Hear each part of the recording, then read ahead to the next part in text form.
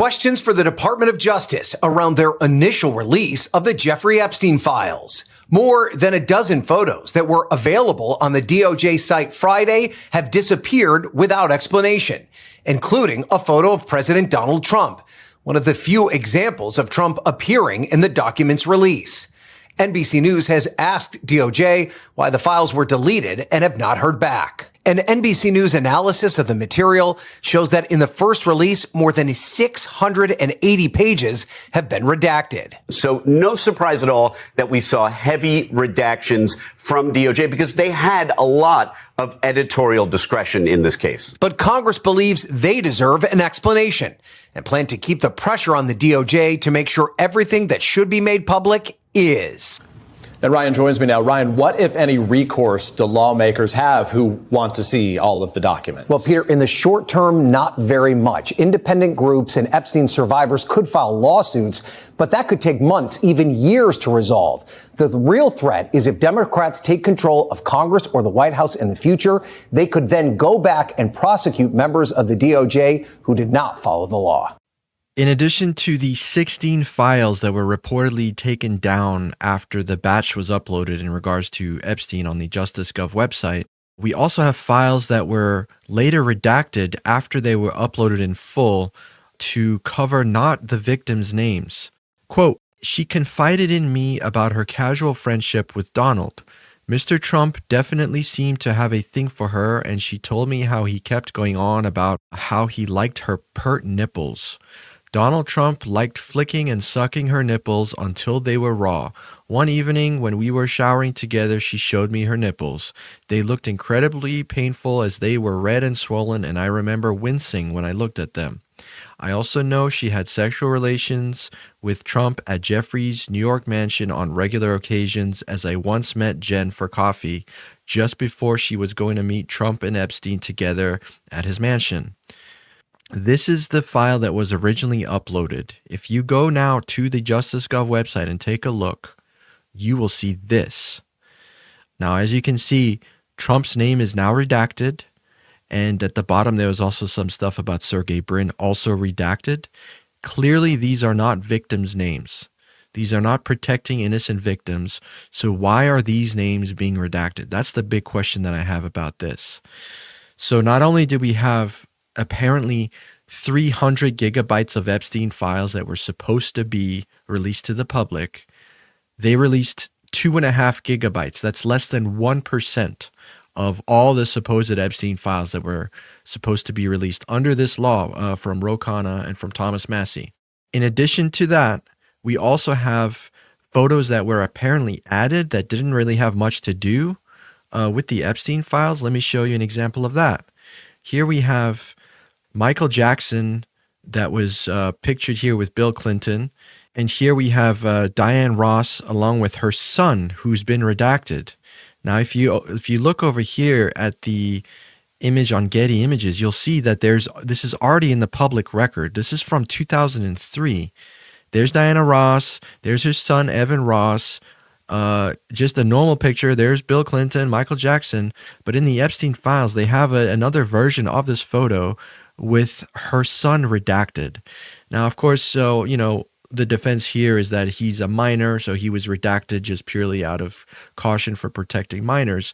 But the bigger question to me is, why was this file added to the Epstein files to begin with? Apparently, this picture was taken at a DNC conference, which had nothing to do with the Epstein estate or the Epstein Island or anything like that. Why was this in the files? Mike, what do you make of these things that we're learning here in this slow trickle of Epstein file releases, things that were taken down after they were published, things that were redacted after the fact, seemingly photos that were added? What do you make of all of this?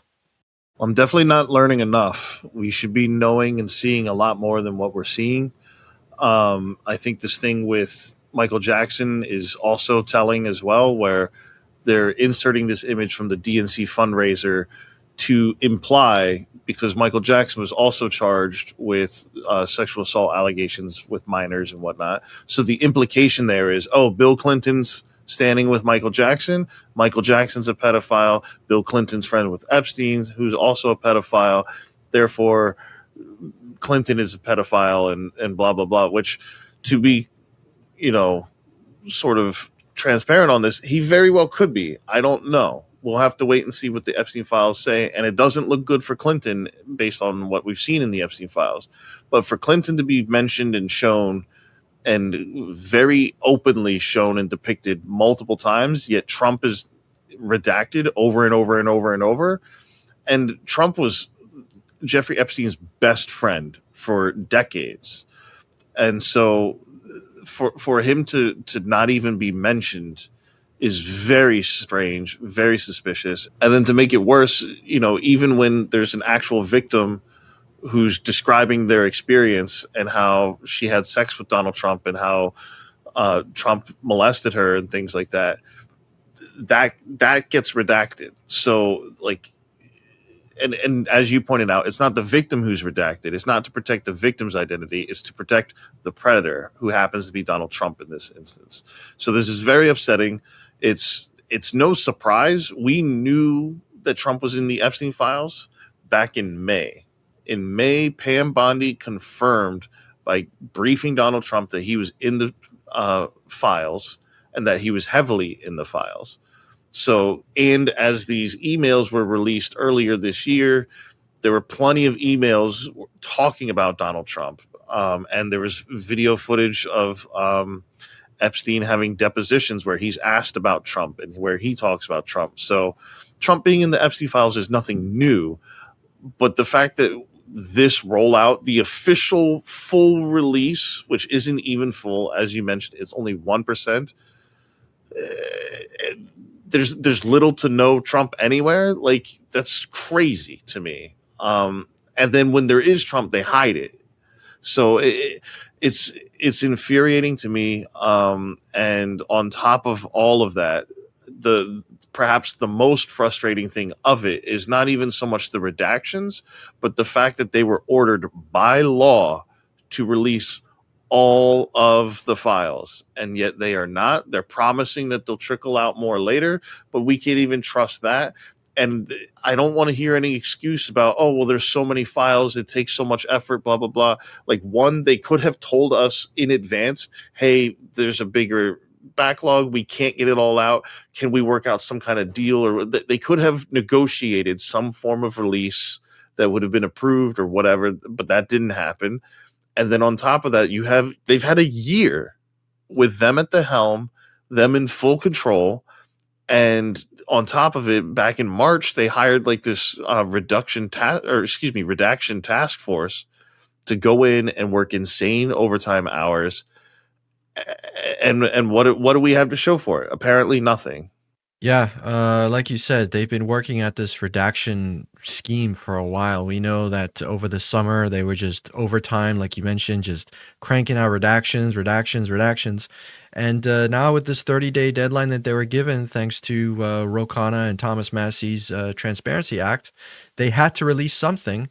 So they gave us less than 1% of the total files. Now, of course, they cannot give us the full files. One, because no one wants to see the full unedited, uncensored files. Obviously, we want to protect all the victims. In this case, everybody does.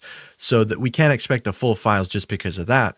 But this over redaction that we're seeing is just insane. I mean, the first 4 pages of the files that we looked at in our last video, they're just all black. It's all just black. There's like a sentence worth of words that were left in there. I mean, look, if they're trying to protect victims' identities, I'm sure they don't need to redact a full page of text in order to do that. Obviously, names, addresses, identifiable information, that's all fair game. But what is up with this full paragraph, full page redactions? It doesn't make any sense unless there's a larger cover up here. And now we just also have proof and evidence of they actually went back and redacted Donald Trump's name, along with Sergey Brin and others. But this is blatant. I mean, people saw the full unredacted file, that example that I just read to you guys. And then it was either later that day or the very next day, they overwrote them with the redacted version. I mean, this is just absurd. It's out in the open. It's blatant. And I really want to see where the conspiracy theorists that were all over Epstein stuff years ago, I really want to, I hope that they're still out there, and I hope they're just as angry as the general public, because this isn't a fringe conspiracy theory anymore. This is mainstream. I really hope that they're still, gunning for the truth and hoping for the truth. And I really hope that they're not bending the knee, because this is what a lot of them got into this political bandwagon for, was to get these files released. And now we're starting to see glimpses and glimmers and tiny passages from them. I hope these people aren't happy, because no one should be. This is absurd. Fully agreed. And the not in addition to the first 4 pages and whatnot being heavily redacted or almost entirely redacted, there's also an entire grand jury release that has, like, I believe it's like 120 or 130 pages, and more than 100 of those pages are 100% redacted, top to bottom. So, like, what's the point of even saying that you're going to release this? And again, the full redaction, protecting the victims, protecting their information, of course, understood. But there's nouns, there's verbs, there's adjectives. I've said this before, I think, where there's information there that can be shown, where you don't have to just redact from top to bottom. And so we're just seeing nothing. We can't trust what we are seeing, especially if they're adding photos or, who knows. And just going back to these photos, even when they show like an entire black photo, that doesn't make sense either, because, okay, if there's, children in there or something, then you could put a black box around the child's body or their face or something. And I understand some pictures might have more of a person in it than not, but there's no reason for these 100% redactions, none at all. And I think you made a great point, Emmanuel, about the, where are the conspiracy theorists now, or where's the right on this now? Because at the very least, anybody who's as somebody who's definitely anti-MAGA, this is a frustrating thing to see again and again and again and again and again, where there's just new low after new low after new low, where the right will not speak out in condemnation. They refuse, they turn a blind eye, whatever it is. And if you turn a blind eye to this, then I think I don't care. You want to turn a blind eye to the dictator stuff, you want to turn a blind eye to the Charlie Kirk stuff and how they're trying to use that to demonize the left, and you want to turn a blind eye to the seditious six and all these other things in Venezuela, Russia and Israel, whatever. But to turn a blind eye to this, which is the most blatant thing, it's inexcusable. I can't justify it.